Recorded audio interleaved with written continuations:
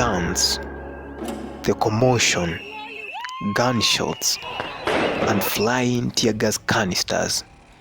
Young people holding placards. On them, creativity, rage, expressions of disappointment, and frustrations. You might have wondered how we got ourselves here.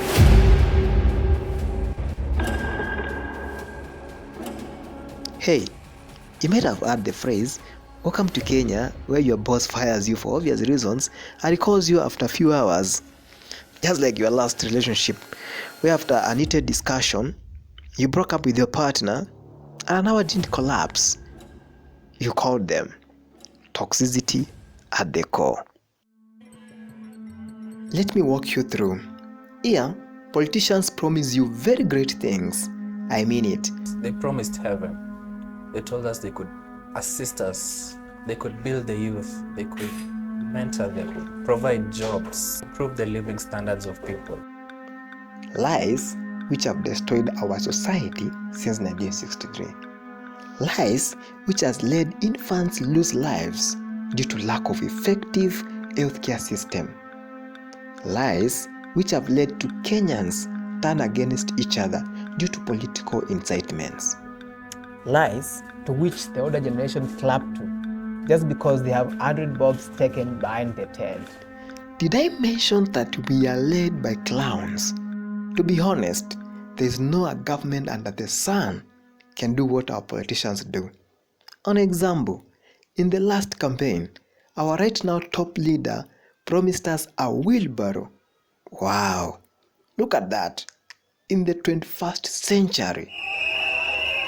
That's my country. There is an issue where we talk about greed, and that is a human issue. People are not satisfied with what they have. And then once you are not satisfied with what you have, it becomes a challenge for you to see, what do I need to address? One of the current issue is about poor governance. Bad governance is not only affecting the young people, it's affecting every person. Sometimes leaders mislead us. We steal from each other in the broad daylight and still walk scot-free. It's like you're taking the little we have, the little we own. It's like how you would have a piece of loaf and your friend has like five pieces of loaf and he still takes your one. Actually, who is the source of the problem? You know, with the problem there is the source. And to whom do we place the blame on? Why do we get ourselves into bad governance? In the family, when you look at every member of the family, are you just to each and every one? How do you treat a fellow sibling of yours? How do your parents treat you? Do they treat you equally? This education that is beginning from home, from there you will step out now to the society. And you cannot manifest a different personality from what you have been. If individuals do not develop, a family cannot develop, a community cannot develop, a country cannot develop, and a continent cannot develop, and at large, the whole world cannot develop. A quick one. Young people occupied the streets just to say no to a bill which was supposed to be oppressive to Kenyans. They were clear and loud that they ain't their parents. At least, they can't stand white lies.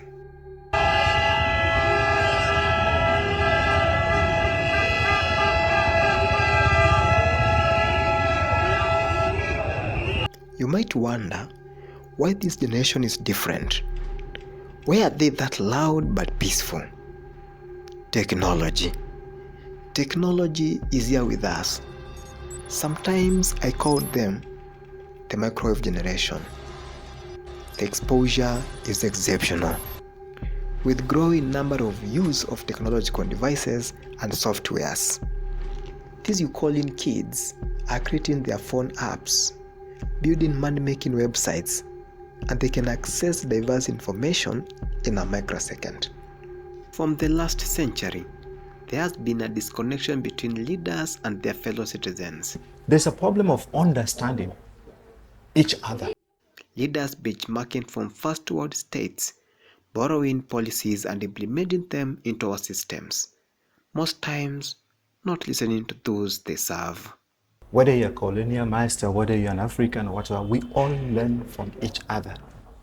Now, the first thing is, what do you learn from what? From who? And from how? Yeah. Then the other question that comes is that applicable in your context?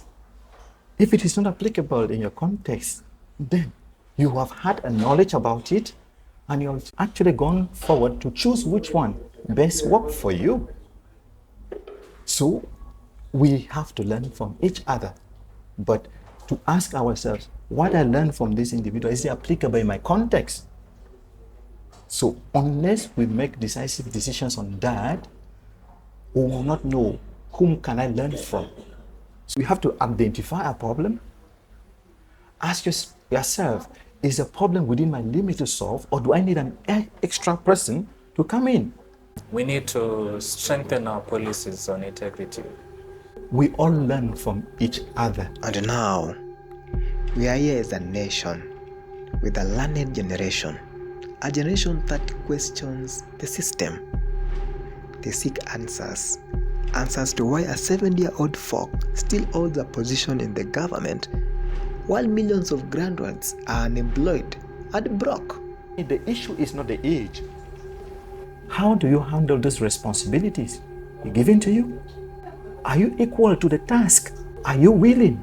Even as you're willing to perform your task, do you have the ability? So a lot of things need to be put into question and to ask, what I'm giving to this individual, is it due? Is the person capable? Is the person willing? And can the person execute that task?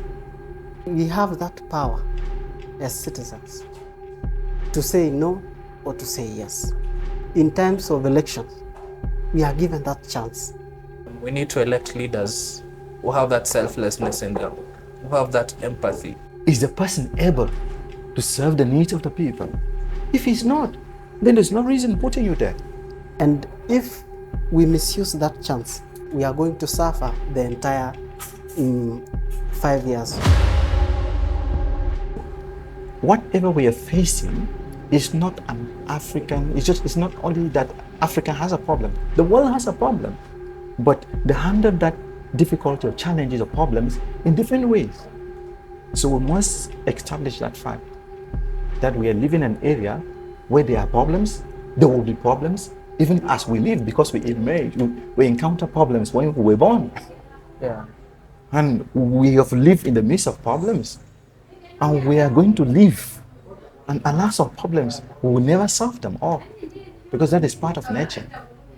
In the area of politics, politics goes on in a way where you see, how do I play my cards? Because politics is a game. The person who plays his or her games well goes with the win. One of the ways by treating you or by teaching you is by allowing you to do certain things. And when you fail, it becomes an advantage to another person. Just like business. The question is, do we still have hope? There is hope for Kenya, there is hope for Africa.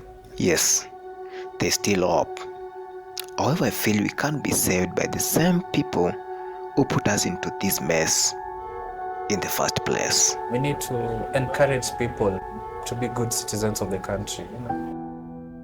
A famous philosopher once said, an evil man will burn his own nation into ashes to rule over the ashes. Never forget this, even if you wear gloves to cover up the blood in your hands, it will seep through the pores.